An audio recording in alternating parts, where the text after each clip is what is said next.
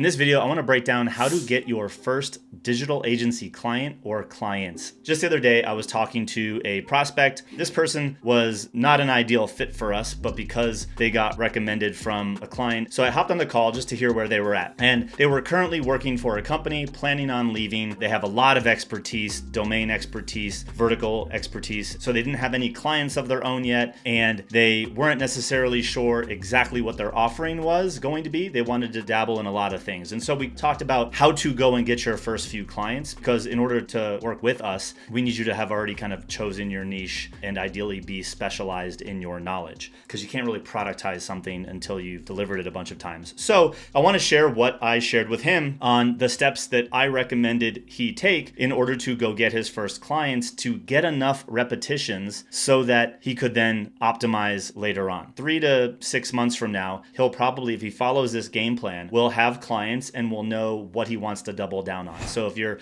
looking for how do you go and get started and get some clients, I want to share the exact same thing that I did when I launched my first agency, which started off as an unlimited Infusionsoft support business. Infusionsoft, which is now called Keep, a marketing automation tool, and evolved into a marketing automation and sales funnel implementation agency, and then evolved again into what is now Alt Agency, where we train service providers on how to grow and systematize and scale. So my first assumption inside of this training is that you are semi-aware of your expertise and or the focus. So what I mean by that, in my world, I was very interested in Infusionsoft. I was very interested in marketing automation. I had been using the tool myself, but by no means was I a guru or crazy expert. I was probably better than the beginner, but still very intermediate. So you might be in that camp too. You are semi-aware of your expertise. You're like, hey, I'm really interested in this thing. This is something I could double down on and or focus on further. Also, that you've chosen a niche. You know who your ideal client profile is. Because I was interested in Infusionsoft, it was logical for me to say, hey, I'm going to work with Infusionsoft users. Now, specifically, I was interested in people that were running online businesses. So I was looking for the online entrepreneur using Infusionsoft. It got real narrow from there. So if you don't know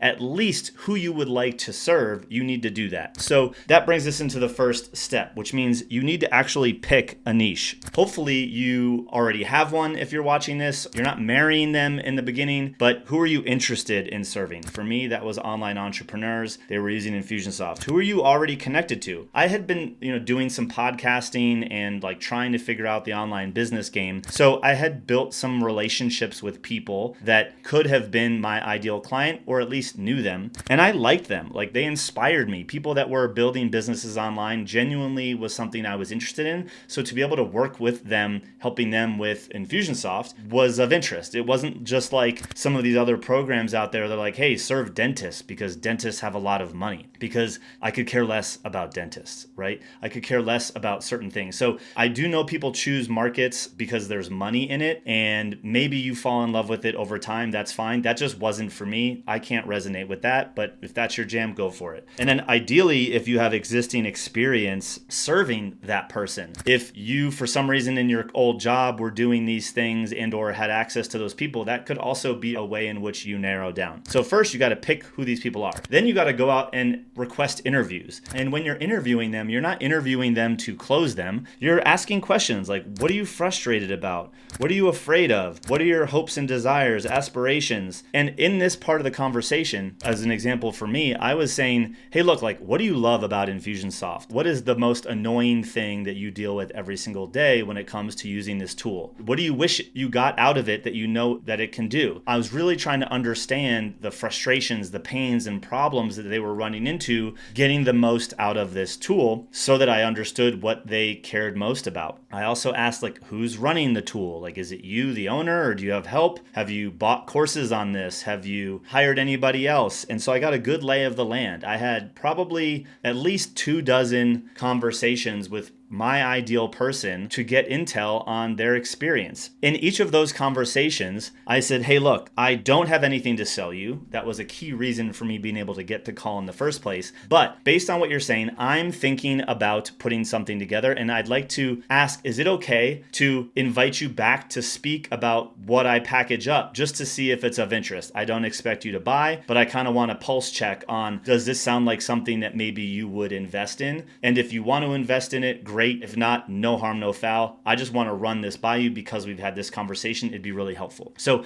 I didn't pitch them on anything. I just said, hey, assuming that I want to do this, would you be interested? And they were like, yes, absolutely. The next step was actually putting together a package. So I looked at, well, what are the skills that I already had? What were the skills that they needed? What was I willing to learn? What did they want? And really start to put together, what could I offer this person? What would be included? What was the price point? Those were things that I put together. Then I went back and I invited them. This is step 4 now. And I had that conversation. I said, hey, look, I have an idea. This is something I'm putting together and I'd like to try with you. Let me know if you're interested. So I call this the 90-day offer. So I went back to all the people that would get back on the call. Most of them did. And I made offers. And I said, look, based on what they wanted, which again is over here, I had a package that was like 80%, maybe 75% the same thing with some very subtle variations based on their needs. For me, as an example, one prospect at the time really wanted to do weekly webinars and they didn't want to have to rebuild the thing every time. So can we manage that for them? We had other people that were more interested in cleaning up their database and their tags and sending and scheduling of the emails, some of the more administrative side of the tool. And I got that. So I kind of put together and I said, hey, look, for you, this is what it's going to include. And I gave them all different prices, just gut feeling, very low, by the way. My pricing was a no-brainer offer. This was not about making money. The price was low. I had some clients that came on for $200 a month, $300 a month, $500 a month. The first 7 clients were all somewhere inside of that range, 200 to 500, based on the variables that I just mentioned that I got from them here. And I said, hey, look, I need at least 90 days to be working on these things to, one, identify if you find this even valuable. So I don't think 30 days is long enough. So are you willing to commit to 90 days? And then at the end of 90 days, we can revisit this conversation. And hey, if you hate it, we can part ways as friends.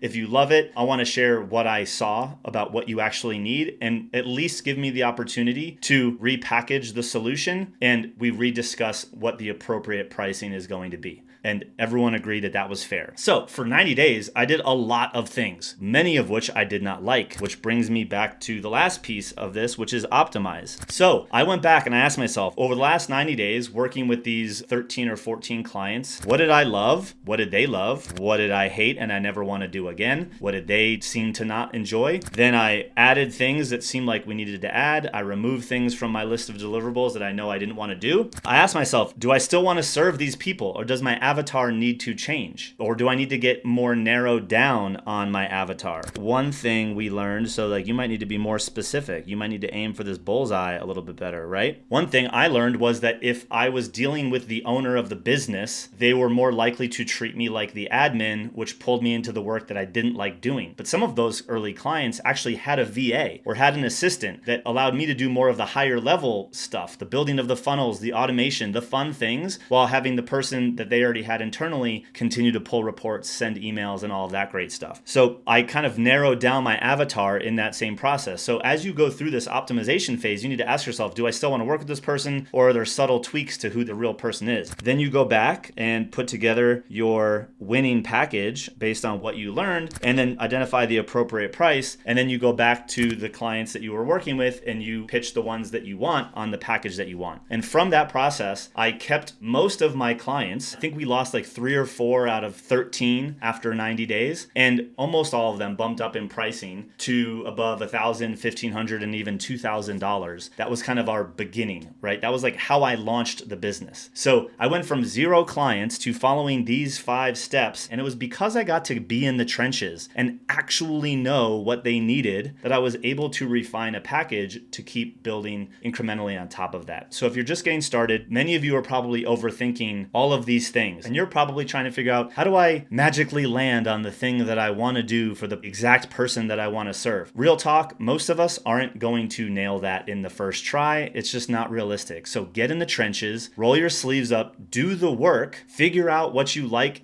don't like, what people value, and you can charge a premium for, so that you can get some traction and get things going when you're trying to get your first few clients. So I hope you found this video helpful. In the comment section, let me know, what was your biggest takeaway? What is the thing that you might need to do to get your first client? And my last request, I don't ask for anything here, but if you know someone that is getting started in their agency, can you share this video with them? Be super appreciated. I also put together a video over here on how to have an effective sales conversation. So check out the next video here on how to have a sales conversation, and I'll drop that link in the description below.